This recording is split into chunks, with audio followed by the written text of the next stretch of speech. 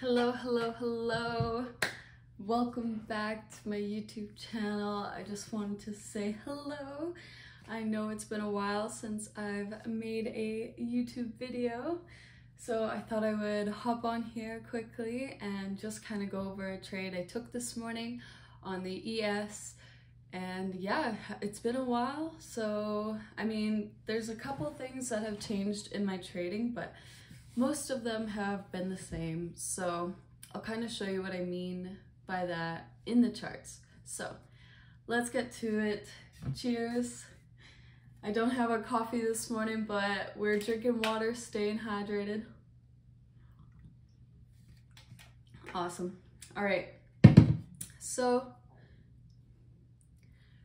of course, you guys know I like to start on the daily chart. So of course I watched ICT's latest video, and he was pointing out these areas: the daily order block, the volume imbalance, possibly breakaway gap for potential lower pricing. And yeah, this premium wick, which we actually saw last week, which is awesome that it came up into this area. We now have a weekly fair value gap. That is a potential buy side target, and this premium daily wick here, of course, because that is a pretty large wick, and wicks are what? Gaps in the market. Yeah, so we have the premium daily wick consequent encroachment marked out. And yeah, so basically when I was looking at this daily chart, a couple things that really stood out to me was like, okay, we actually traded into the daily fair value gap last week. We went down to the consequent encroachment, making the low on Friday. Okay, so we've kind of made a low. If we are going to continue lower, potential high Monday, Tuesday, new lows Thursday, Wednesday, Friday kind of areas. So, and then I kind of figured, you know what, it's Monday. There's probably not going to be the best setup because there's no news today. We do have news Tuesday, Wednesday, Thursday, and then no news again on Friday. So I was like, okay, so we could potentially see more consolidation, or maybe we're just going to go for short-term areas of liquidity inefficiencies. Okay, so that was kind of like my thought process on the daily chart, you know, nothing too specific. Go down to the 1 hour. So here's where it was interesting. So I noticed we had these relative equal highs on London session. We came up, took them out, traded all the way back down, filling in all of this range before we opened. So we made this huge run up and then a huge run down before we even opened at 9:30. Another thing to note is this low right here, or I'll show you on the 15-minute time. So, okay, what do I see here? We have this 1 hour fair value gap that we could potentially target. We had these relative equal lows right here that I want, or relative equal highs that looked very, very relatively equal. So because of that, that was something I was looking for to target today.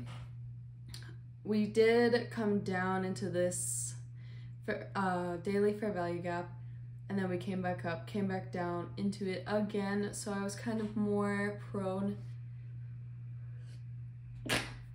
to buys just because we've already hit this fair value gap a couple times and it's showing some sort of support.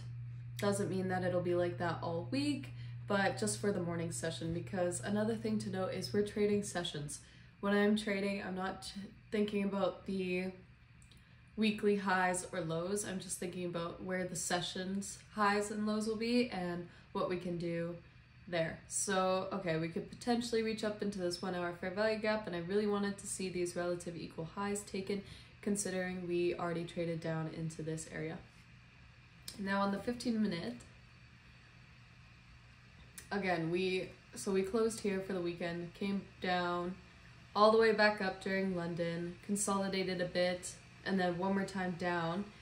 And if you can see, we actually opened at 9:30, traded back down right into here, into these New York PM session lows.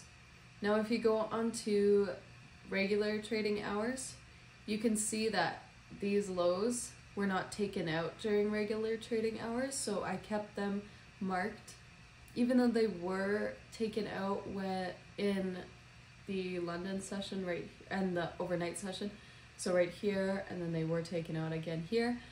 But my thought process was, okay, if we are gonna continue higher, I want to see this 15-minute negative order block resist price, and I want to see this 15-minute fair value gap resist price if we're going to continue lower. The fact that we came down, took out these NY PM session lows right here, kind of showed me that we've taken out an area of sell-side liquidity. We traded into a higher time frame inefficiency of the daily fair value gap. Now we're going to be looking for buys if we do not see that resistance at the 15-minute negative order block. And you know what? We didn't. The market came all the way up, shot right up above this opening range gap, came back down, was inside this new week opening gap before we came all the way back up and took out the relative equal highs. Something that has changed for me in my trading is I find I take my best trades when I trade on the 5-minute time frame. So because of that, I'm looking for a 5-minute fair value gap, or something of that nature, something on the 5-minute time frame. If there's nothing on the 5-minute time frame, I don't even go down to the 1-minute time frame, because I find if I take trades on the 1-minute time frame, yeah, I'm right, but I'm wrong most of the time. Whereas the 5-minute time frame, I am right most of the time. Yes, I'm still wrong, but I take better trades on the 5 minutes. So I've cut it off, and I know that I take better trades on the 5-minute time frame.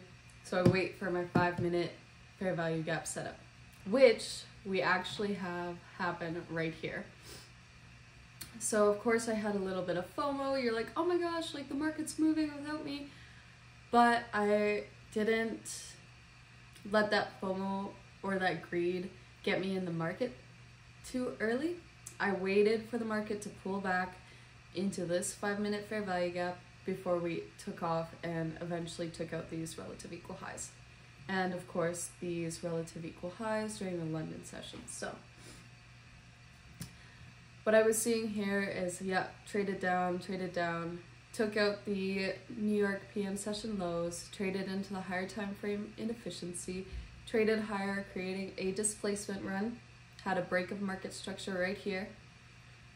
Technically, we could say it was right there, but we had a break of market structure right here, displacement run. Yes, we had a fair value gap here. Yes, we had a fair value gap here. I don't want to see this fair value gap traded to. I would like to assume that this one is somewhat of a breakaway gap. So when we traded down into this one, but we didn't come even close to this one, I knew that it was going to be a good setup, and we were correct on our draw of liquidity towards these relative equal highs. So we enter in on the 5-minute time frame, 5-minute fair value gap. Yes, it's smaller, but it's there. We come into the 5-minute fair value gap and then trade higher. There's a couple areas of confluence. Like, we could use this 15-minute fair value gap as an inversion fair value gap now. So it comes back down and taps the top of it.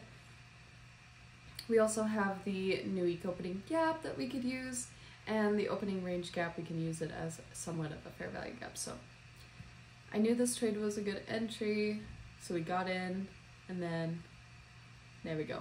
Took out the relative equal highs, and that's that. I mean, I wanted to keep it short and sweet. I haven't been on YouTube in a long time, so let's just say that this trade was a good setup. I am happy to participate in it, and I've journaled it, and I've taken notes, and I know exactly, yeah, that's just my trade. Yes, and I think another thing I wanted to say is journaling your trades is so important. Like, tracking your trades demoing your trades, even if you're not actually entering, but you're just watching the market and you're like, oh, I would enter here. So then you're journaling it and you're watching it to see what would happen, even if you're not in a demo, like even if it's just on the charts, like not pressing any buttons or anything. What you'll start to realize is what your strengths are, what your weaknesses are, and for me, personally, I found that I take better trades on the 5-minute time frame, and then if I go down to like the 1-minute time frame, it's not that I get lost in price, but it's a little bit more, like there's a lot more going on. So like here, for example, it was a good confluence because yes, we had the 5-minute fair value gap, but we also had this 1-minute fair value gap. It goes up, comes back down into it, goes higher again. Then it totally breaks these lows on the 1 minute, which is kind of good because you want to see that short-term sell-side liquidity being taken. But for me personally, watching this, seeing it take out this low on the 1-minute time frame gets me thinking like, maybe I'm wrong, maybe the market's going to reverse, you know, because we have all these candles taking out this low. But when you look at it on the 5-minute time frame, it's just so much clearer to me. Like here we can see, oh, you know, it's just retracing, it's just going back into that fair value gap, which is what we want it to do. But on the 1 minute, there's just a lot more going on. So I found that when I journaled my trades, tracked my trades, trading the 5-minute time frame, the 5-minute fair value gap during ICT Silver Bullet time frame works. And it works for me, it may not work for you, but maybe you want to give it a try, maybe you want to back test it. I just find that the 5-minute fair value gap during the ICT Silver Bullet time frame works for me. Anyways, that is everything. I hope you guys enjoyed this video. I hope you got something from it. Sorry I haven't been here in a while, but I'm back now and I'm excited to make more YouTube videos, and I hope you are all excited too. So with that being said, I hope you have a wonderful day, and I will see you all maybe this week, maybe next week, but it won't be as long, I promise. So, all right, have a good evening and see you guys next time.